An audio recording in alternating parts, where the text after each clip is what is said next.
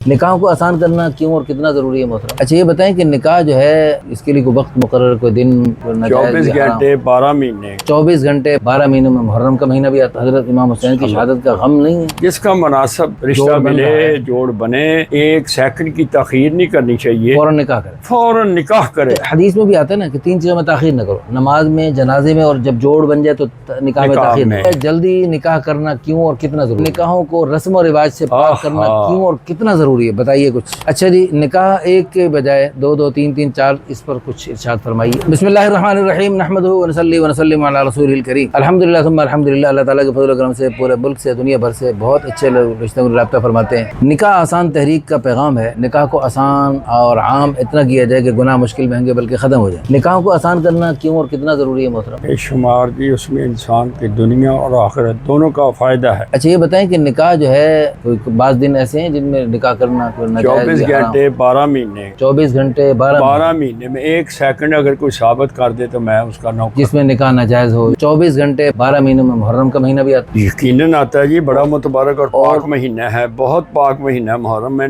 اور اجر و ثواب زیادہ ہے۔ اور ربیع الاول کا مہینہ بھی آتا ہے۔ اس سے پیارا ہر مہینہ ربیع الاول میں حضور صلی اللہ علیہ وسلم کی صلی وفات اللہ ہوئی علیہ ہے۔ وسلم، صلی تو اللہ آپ علیہ کو حضور وسلم، صلی اللہ علیہ وسلم کی وفات کا صدمہ نہیں ہے کہ آپ ربیع الاول صلی میں نکاح اللہ کریں؟ علیہ وسلم؟ میں سمجھتا ہوں اس دن ہم روٹی نہیں کھاتے، کھانا نہیں کھاتے، یہ کیسی بات ہے؟ یہ انسانی ضرورت ہے۔ اچھا، محرم الحرام میں حضرت امام حسین رضی اللہ عنہ کی شہادت ہوئی، حضرت امام حسین کی شہادت کا غم نہیں ہے؟ یقیناً ہم اپنی جگہ پہ بہت اعلیٰ مقام والے ہیں، لیکن انسانیت کے تقاضے بھی ان کے ساتھ ساتھ۔ دیکھیں، مسلسل سوگ کرنا اسلام میں ہے۔ 3 دن سے زیادہ کبھی سنا نہیں، کبھی پڑھا نہیں۔ اگر کوئی عورت زیادہ کے لیے کرتا تو ہے من کہ وہ مرضی 4 مہینے 10 دن عدت ضرور میں کرے، گزارے، ضرور بس کرے، اس کے قرآن بعد سے۔ وہ نکاح لائے اور نکاح کرے۔ الحمدللہ میرا بھی ایک نکاح عین محرم الحرام میں ہوا، اور الحمدللہ بہت اچھا ثابت ہوا۔ اس سے میرے پیارے پیارے 3 بچے ہیں، عبداللہ، عائشہ اور فاطمہ۔ عبداللہ 11 سال کا حافظ بن کر تابعی میرا سامع تھا، عائشہ اور فاطمہ بھی ماشاءاللہ حافظہ بن رہی ہیں۔ ساتھ الحمدللہ میں نے بھی اپنے ایک بیٹے کا نکاح 10 محرم کو کیا ہے، آج سے 18 سال پہلے۔ انتہائی کامیاب اور نہایت نیک سیرت مجھے بہو کی شکل میں بیٹی ملی ہے۔ تو اس لیے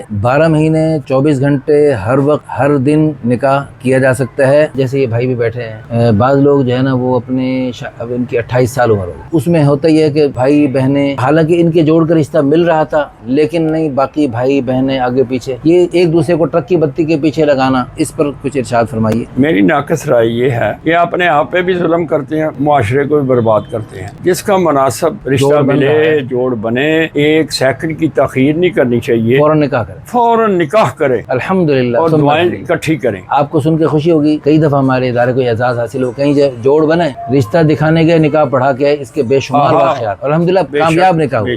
حدیث میں بھی آتا ہے نا کہ 3 چیزوں میں تاخیر نہ کرو، نماز میں، جنازے میں، اور جب جوڑ بن جائے تو نکاح میں تاخیر نہ کرو۔ اب اس میں یہ آپ فرما سکتے تھے کہ جوڑ بننے کے بعد نکاح میں تاخیر کر سکتے ہیں اگر محرم کا مہینہ ہو۔ صحیح حدیث ہے کہ جنازے میں تاخیر نہ کرو۔ حج کا مہینہ قریب آ رہا ہے، اگلے مہینے حج ہے، اس میت کو سرد خانے میں رکھ دیں، حج کے مبارک مجمع میں میدان عرفات ان کا جنازہ پڑھنا وہ بہتر ہے۔ 100% گمراہی ہے، غلط ہے۔ جیسے اس حدیث میں جنازے میں تاخیر نہیں کرتے تو نکاح میں تاخیر کیوں کرتے ہیں؟ یہ 200 اور 400 لوگوں نکاح اکٹھے کرواتے ہیں، اسی وجہ سے ہم اکٹھے اجتماعی نکاح کو ناپسند کرتے ہیں۔ جس کا جوڑ بن جائے نکاح کر دو، ضروری ہے ساری دنیا کے سامنے ایک تماشا بنانا ہے؟ غیر مناسب حرکت ہے۔ جلدی نکاح کرنا کیوں اور کتنا ضروری ہے؟ اس میں طبی لحاظ سے بھی، جسمانی صحت کے معیار کے مطابق بھی، ذہنی سکون بھی، اس میں ہر خوبی اللہ پاک نے رکھی۔ بچوں نے تعلیم حاصل کرنی ہے، وہ پڑھتا رہے گا، کوئی اس میں نکاح کر کے رکاوٹ نہیں ہے، کوئی رکاوٹ نہیں، اس سے گمراہی بے حیائی نہیں پھیلے گی۔ عمر کے ہر حصے میں نکاح کرنا کتنا ضروری؟ اگر کوئی سمجھتا ہے اور محسوس کرتا ہے، میں سمجھتا ہوں کسی بھی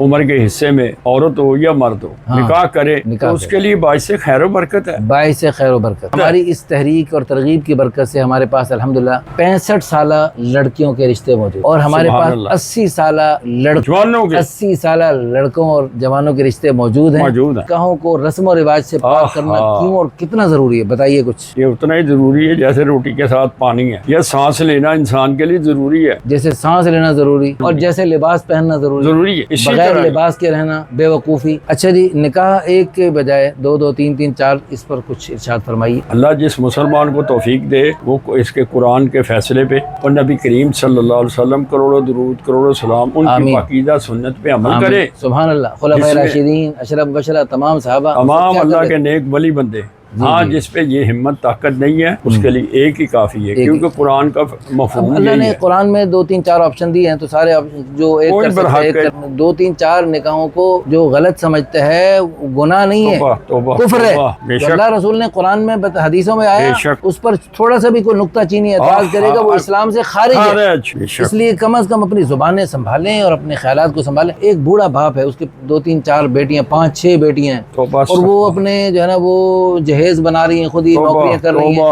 وہ بہتر نظام ہے یا ہر گھر میں 2-3-4 خاوند شریک بہنیں بن کے رہیں، جس کو اللہ نے استطاعت دی ہے، وسعت برکت دی ہے، وہ 2-3-4 سہارا بنے، وہ زیادہ بہتر ہے۔ جہاں تک ہم سمجھتے ہیں جی جہیز کا تصور تو اسلام میں ہے ہی نہیں۔ حضرت فاطمہ رضی اللہ عنہ کے جو لوگ توبہ تھے، نعوذ باللہ، ان کو جہیز نہیں دیا گیا، حضرت علی رضی اللہ عنہ حضور انہوں کی نے خرچہ کفالت کیا ہے، حضرت حضور مرد کی نے کفالت، کیا ہے، ہاں۔ عورت نے کچھ نہیں کیا، عورت والوں نے کچھ نہیں کیا۔ تو جب آپ صلی اللہ علیہ وسلم کی ایک بیٹی کے جہیز کی چند چیزیں جو آپ دکھاتے ہیں، تو باقی بیٹیوں کے جہیزوں کی باتیں کدھر گئی؟ جہیز ہے ہی نہیں اسلام میں۔ ایک صحابی نے جب عرض کی یا رسول اللہ میرے فلاں بیٹے کچھ دے رہا ہوں، پر میں باقی بیٹوں کو دے رہے ہو؟ میں یا رسول اللہ نہیں، پر میں اس ظلم پر میں تمہارا گواہ نہیں بن سکتا۔ نعمان بن بشیر رضی اللہ عنہ نے تو آپ صلی اللہ علیہ وسلم نے منع فرما دیا، جی شادی خانہ بربادی اور نکاح خیر و برکت بے شمار، مسنون نکاح خانہ تباہ۔ ہماری ان باتوں پر غور کیجئے، یہ بے شمار تجربوں اور دنیا بھر کے بے شمار واقعات کے بعد یہ ان ساری باتوں کا نچوڑ ہے، اور افسوس کی بات یہ ہے کہ ان باتوں کو سنتے دیکھنے کے باوجود لیکن جو اب نکاح کریں گے جو اپنے بچے بچیوں کا کہ بس ایک دفعہ تو ہم کریں گے نا جی، کریں گے، بس ہماری گزارش یہ ہے جی پھر بھی وہ ذلیل